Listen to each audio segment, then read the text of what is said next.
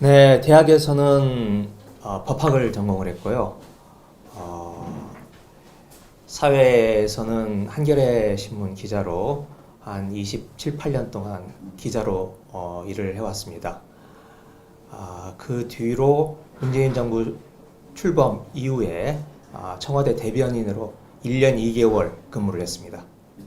네, 학교 다닐 때 1985년 당시 전두환 대통령 시절이었는데 당시 개헌 문제가 가장 뜨거운 쟁점 중에 하나였습니다. 그래서 학생들과 함께 다른 동료 학생들과 함께 당시 민정당 중앙정치연수원 점거농성 사건을 주도를 했습니다. 그래서 한 200명 학생이 들어갔는데 제가 대표였고 그래서 가장 형이 많은 7년을 선고를 받았습니다. 7년을 선고받았는데 다행히 물론 다행이라고 할 수는 없겠네요. 노태우 대통령이 됐으니까 87년 대선이 끝난 직후인 88년 초에 특사로 나올 수 있었습니다. 그럼 한 2년 넘게 2년 반 정도 복역을 했습니다. 당시 엄혹한 시기였지만 7년까지 형을 선고받은 사람들은 그렇게 많지 않았습니다. 제가 군산경제 발전 그리고 문재인 정부의 성공을 위해서 군산에 출마해 보려고 하였으나 중앙당의 만류랄까요? 하여튼 중앙당에서 불편한 분위기를 보여서 제가 스스로 철회를 한 바 있습니다. 언론 개혁입니다. 저는 제가 27, 8년 동안 기자 생활을 해온 것도 있지만 2016년도에 촛불을 점화하는데 제가 나름 일익을 담당을 했다고 생각합니다.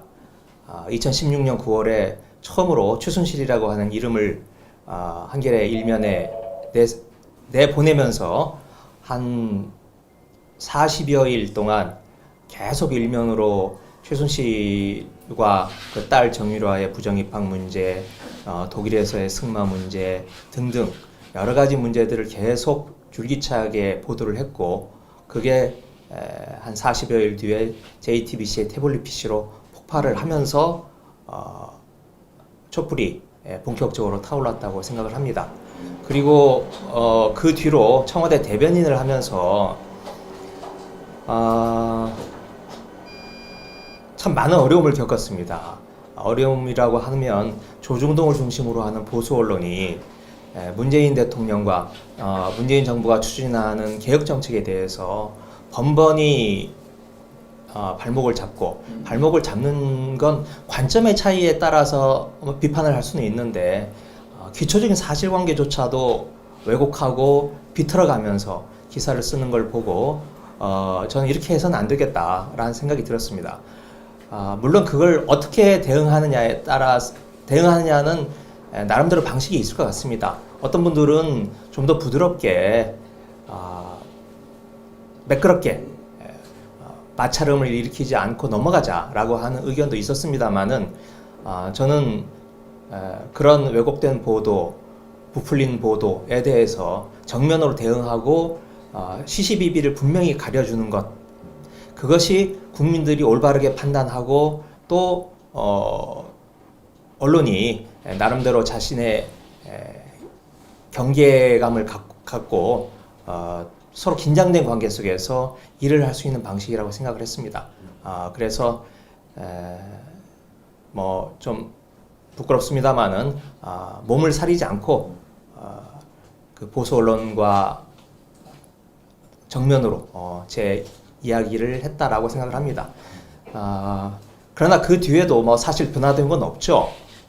그리고 현재 이 코로나 전국에서 보여주는 언론의 문제점, 그리고 서초동 촛불 집회 때 보여줬던 언론과 검찰의 문제, 물론 검찰이 주이긴 합니다만은 언론이 앞장서서 그 문제를 제기를 하고 판을 깔아준 측면이 있다고 생각을 합니다. 그래서 그런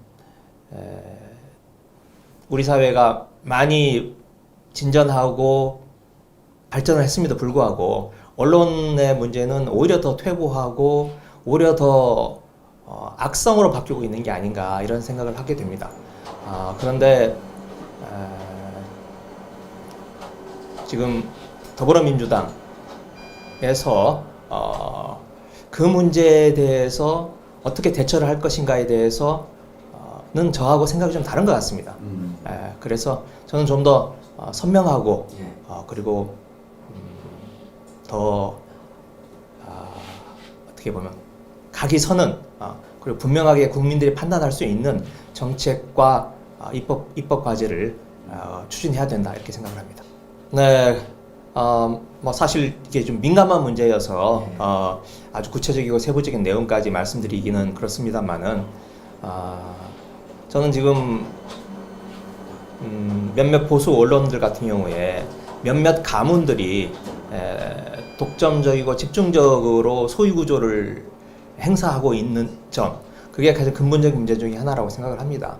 그래서 그런 언론사의 소유 구조도 보다 더 민주화되고 다변화되는 방향으로 이루어져야 된다라는 생각을 가지고 있고, 또 현재 언론사의 수입 구조가 거의 뭐 90% 이상 재벌들의 광고에 의존하고 있는 이런 수입 구조도 더 다변화되고 다양한 형태로 이루어져야 된다고 생각을 합니다. 그리고 이른바 가짜 뉴스에 대한 대책도 보다 더 강도 높게 대책을 세워야 되고, 그를 위해서는 뭐 예를 들어서 징벌적 손해배상제도 같은 것들도 도입하는 것을 적극적으로 검토해야 된다고 생각합니다.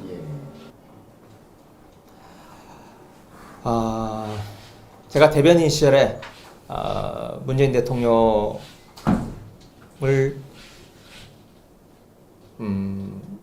문재인 대통령을 위해서 몸을 사리지 않고 제가 할 말은 하는 대변인으로서 역할을 했다라고 국민들이 평가해 주지 않았나라고 감히 짐작을 좀 해봅니다.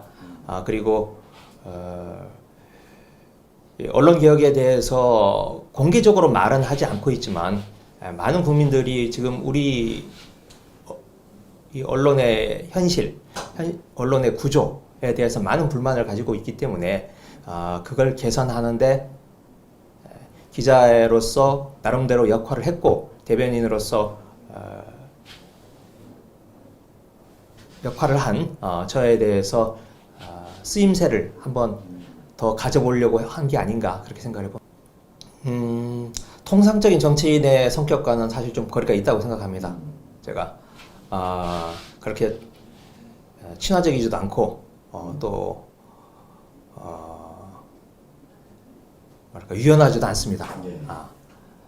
하지만 불의를 보면 참지 못하고 그 문제에 대해서 타협하지 않고 싸워 나가려고 하는 의지, 이것만은 저도 남들에게 못지 않다 이렇게 생각을 합니다. 장점은 제가 기자 생활을 하고 대변인 생활을 하면서 주변 분들로부터 좀 칭찬을 들었다면 글을 좀 쓸 줄 안다 라고 하는 겁니다. 이게 글이 뭐 미문이라서가 아니고 좀 정확하고 핵심을 찌르는 그런 내용이라고 생각을 합니다. 뭐 하나 제 자랑을 하자면 최순실 그 게이트 때 많은 언론들이 오보를 많이 냈습니다. 하지만 한겨레는 저를 중심으로 하는 한겨레는 한 번도 그렇게 오랫동안 가장 앞서서 오랫동안 보도를 했음에도 불구하고 한 번도 오보를 내지 않았습니다. 그래서 언론 중재에도 가지 않았고 어떤 소송에도 휘말린 적이 없습니다. 제가 그래서 좀 더 정제되고 그리고 사실관계를 확인하는 그러므로 해서 국민들에게 설득력이 있는 담론을 제공하고 국민들의 공감을 얻는 그런 정책과 기조들을 가져갈 수 있지 않을까 생각합니다. 단점이라면 소심합니다. 소심해서 사실 오늘 이 자리에 오는 데까지도 굉장히 많은 고민과 번뇌를 하고 네, 저도 마지막에 문재인 대통령을 사실 좀 떠올렸습니다. 최종 결심을 할 때 제가 더불어민주당 출입기자로 당대표 시절에 문재인 대통령이 그 많은 어려움을 겪을 때마다 여러 가지 선택의 기로에 서 있었습니다. 그런데 그때마다 사실